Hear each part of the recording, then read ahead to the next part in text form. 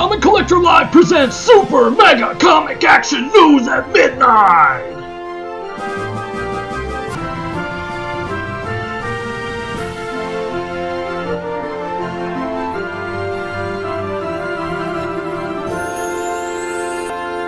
How's it going, guys? Welcome to another amazing episode of Comic Collector Live presents Super Mega Comic Action News at Midnight. I'm your host, Steve Boyd. I want to say thank you so much for all the positive response that we've been getting on our videos. It's pretty cool, and we even had a request to do a review. So, without further ado, here it is. It's Quake number 1 by Marvel Comics. Check this out.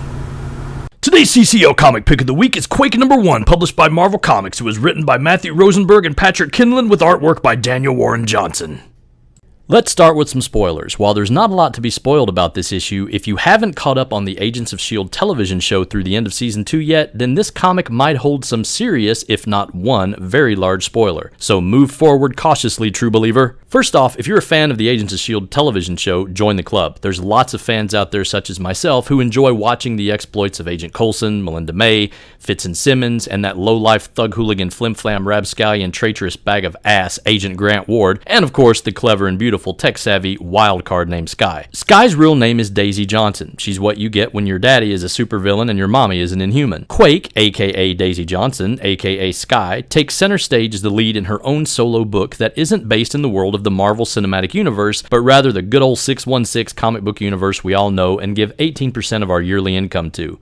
Essentially, her origin is close enough in the comics that if you're getting into this book, you don't have to know much more than the television show has told you about her. This story takes place prior to Avengers number 20, published in 2010. Quake is assigned her first mission with the Avengers, consisting of Red Hulk, Storm, Spider-Woman, Protector, Hawkeye, Vision, Iron Man, and of course, Captain America. If you remember your first day of high school, this is pretty much the same feeling for Quake, as she's sizing the rest of the team and unsure of her own abilities in the field. While Iron Man immediately rubs her the wrong way by acting like a douchebag in a can, Captain America, being the awesome leader that he is, informs Quake that she is vital to a mission while at the same time not telling her what role on said mission is. When they arrive, they find agents of the Advanced Idea Mechanics, or AIM, and of course, fighting breaks out. During the fight, Quake realizes that there are also Inhumans like her here as well. She kind of fumbles her way through the issue, causing Cap to get thrown up on, and watching as Red Hulk literally squashes, and I mean squashes, an AIM agent. Ouch. Eventually, she discovers a small group of Inhumans being held in one of the buildings. One of the refugees, Jia-Ying, calls her by name and explains to her that S.H.I.E.L.D. might not be the best place in the world for her if her mission is to,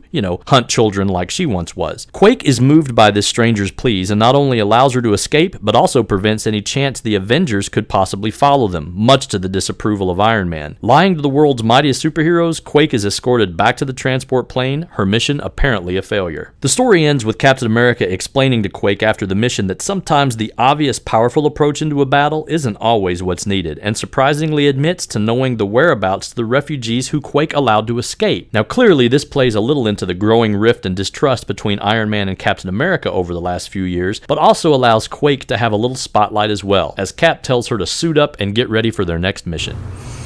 Okay, so now that we've talked a little bit about the book, let me tell you the problem that I had with the issue. It didn't have anything to do with the writing, it didn't have anything to do with the artwork. I thought both were fairly solid. The problem that I had with this book is logistics. Right in the middle of the comic book is a very pivotal battle scene. You see that?